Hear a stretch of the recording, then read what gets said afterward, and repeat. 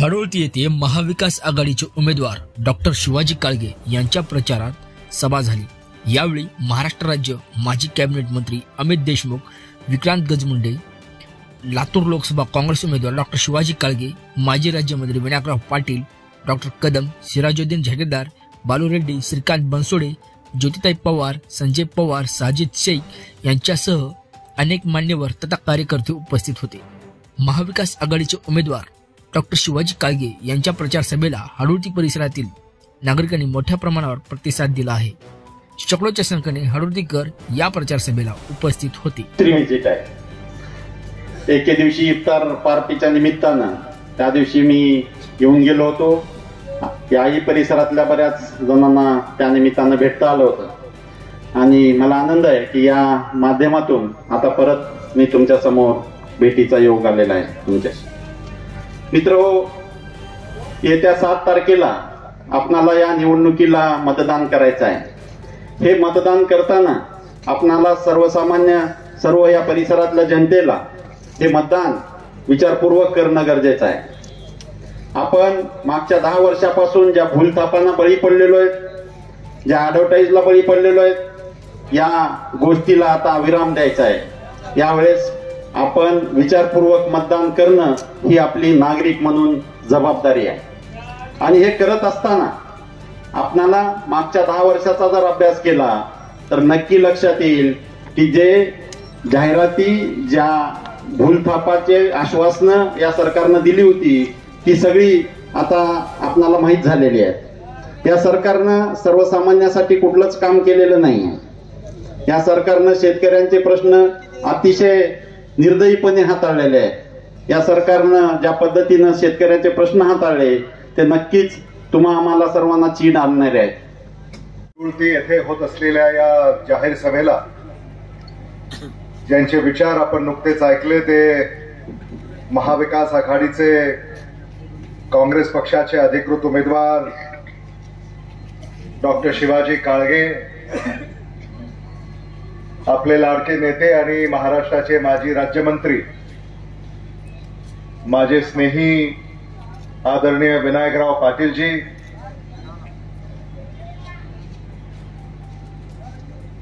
Doctor Ganesh Kadam, NR Patil, विद्या वेतन, प्रत्येक सुशिक्षित तरुणाची पहिली नोकरी पक्की, आपला मुलगा, आपली मुलगी विद्यापीठातून जेव्हा पदवी प्राप्त करेल त्या क्षणाला त्या मुलाची, मुलीची पहिली नोकरी पक्की होणार आहे आणि 1 लाख रुपये त्या विद्यार्थ्याला, विद्यार्थिनीला जिथं नोकरी लागेल त्या कंपनीमध्ये त्याचा पगार हे भारत सरकार करणार आहे आणि 1 वर्ष त्याला शिकाऊ उमेदवार म्हणून तिचा अनुभव घेता येईल आणि त्याच्यानंतर त्याला कायमस्वरूपी नोकरी त्या ठिकाणी लागेल अशी ही पहिली युवा न्याय गॅरंटी काँग्रेस गॅरंटी कार्ड मध्ये देण्यात आलेली आहे। नारी न्याय गॅरंटी 1 लाख दरवर्षी प्रत्येक गरीब कुटुंबातील महिलेला त्यांच्या बँकेच्या खात्यामध्ये ट्रान्सफर होणार आहे। प्रत्येक महिलेच्या बँकेच्या खात्यावर 1 लाख रुपये दरवर्षी आणि 8,500 रुपये दर महिना खात्यावर ट्रान्सफर होणार आहेत। ही नारी न्याय गॅरंटी। शेतकरी न्याय गॅरंटी हे फार महत्वाचं आहे, आपण सगळ्यांनी समजून घेतलं पाहिजे, फार महत्वाचं आहे। कर्जमाफी म्हणजे जे शेतकरी कर्जात बुडालेले आहेत, भारत देशातल्या त्या सगळ्या शेतकऱ्यांना पुन्हा एकदा कर्जमाफी देण्याची गॅरंटी ही काँग्रेस गॅरंटी कार्ड मध्ये देण्यात आलेली आहे आणि स्वामीनाथन आयोगाच्या फॉर्म्युल्यानुसार शेतीमालाला हमी भावाची कायदेशीर guarantee MSP minimum support price,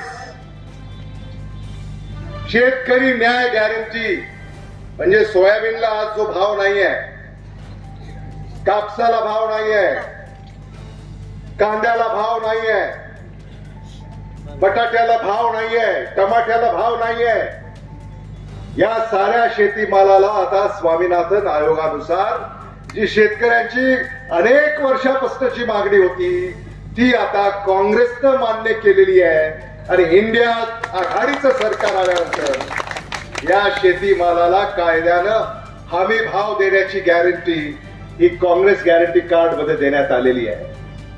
मजुरांना फक्त 285 रुपये दर दिवशी मजुरी आतापर्यंत मिळत होती, 285 रुपये, तर ती मजुरी आता 400 रुपये दर दिवशी मनरेगातही देण्याची गॅरंटी ही काँग्रेस पक्षाने दिलेली आहे. श्रमिक न्याय गॅरंटी म्हणजे आता शेतामध्ये ज्या महिला असतील, पुरुष असतील, त्यांना आता जे जमेल ते शेतकरी देतात. शेतकऱ्यालाही परवडत नाही, पण शेतकऱ्याला शेतीमालाला जर भाव मिळाला, शेतकऱ्याचं कर्ज माफ झालं, तर शेतकऱ्याला सुद्धा शेतमजुराला मजुरी देता येईल आणि सरकार महात्मा गांधी रोजगार हमी योजनेअंतर्गत सरकारी खजिन्यातून 400 रुपये दर दिवशी ही मजुरांना होत. आणि बऱ्याच दिवसानंतर हडोळती येथे येण्याचा योग आला. ज्योतिताई पवारांनी सांगितलं, दत्तात्रय बनसोडे यांच्या प्रचाराला आम्ही इथं सभा घेतली. लाटेमध्ये सुद्धा हडोळती आणि पंचक्रोशीतून भारतीय राष्ट्रीय काँग्रेस पक्षाला मताधिक्य तुम्ही दिलं, याबद्दल खरं म्हणजे आपले जेवढे कौतुक करावेत तेवढे कमी आहेत, हे मला मुद्दामून या ठिकाणी सांगितलं पाहिजे. ही लढाई महायुती विरुद्ध महाविकास आघाडी अशी आहे आणि म्हणून तुम्ही काय करणार आहात हे समजून घेण्यासाठी आम्ही इथं आलेले आहोत. तुम्ही कोणाला निवडून देणार आहात? महाविकास आघाडीला तुम्ही निवडून देणार आहात का? हो. आता हे काळजीला सुद्धा ऐकू न गेले. महाविकास आघाडीला तुम्ही निवडून देणार आहात का? डॉक्टर शिवाजी काळगे यांना तुम्ही निवडून देणार आहात का? हा जो उत्साह आहे विनायकरावजी, हा गेल्या वेळेस नव्हता.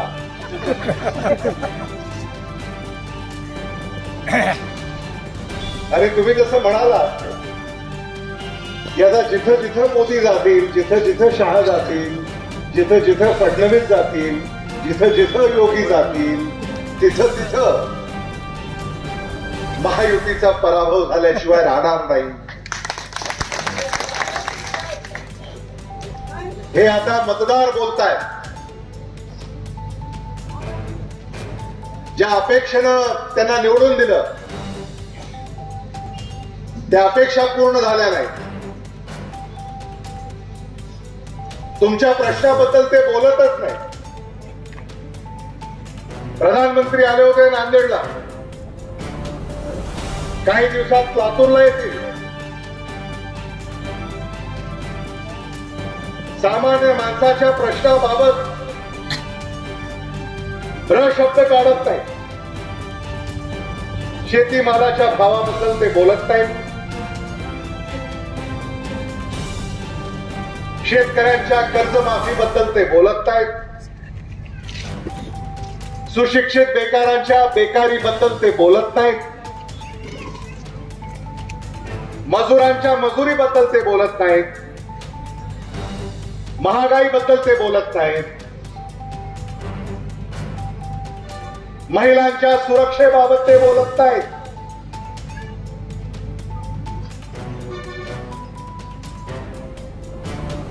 कुठल्याच या मुद्द्यांवर ते बोलत नाहीत. आणि मग ते येतात कशाला? पण महाराष्ट्र विधिमंडळामध्ये असं सांगितलं हे धनुष्यबाण एकनाथ शिंदेचं आहे. अशा लोकप्रतिनिधी तुमच्या मताचा बाजार महाराष्ट्र विधिमंडळामध्ये मांडला, त्यांना धडा शिकवण्याची वेळ आलेली आहे. आणि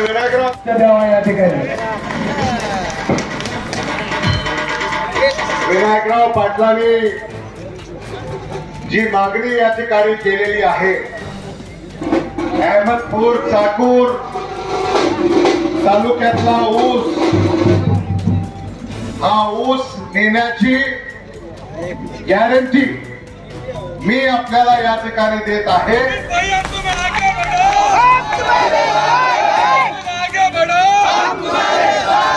आणि या ऊसाला मांजरा परिवारा सारखा अग्रसेन असा भाव सुद्धा देण्याची गॅरंटी आज मी आपल्याला या ठिकाणी देतोय. त्यामुळं ऊसाच्या बाबतीमध्ये कुणी कसलीही काळजी करायचं कारण नाही.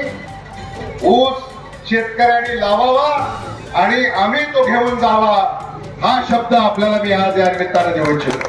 धन्यवाद.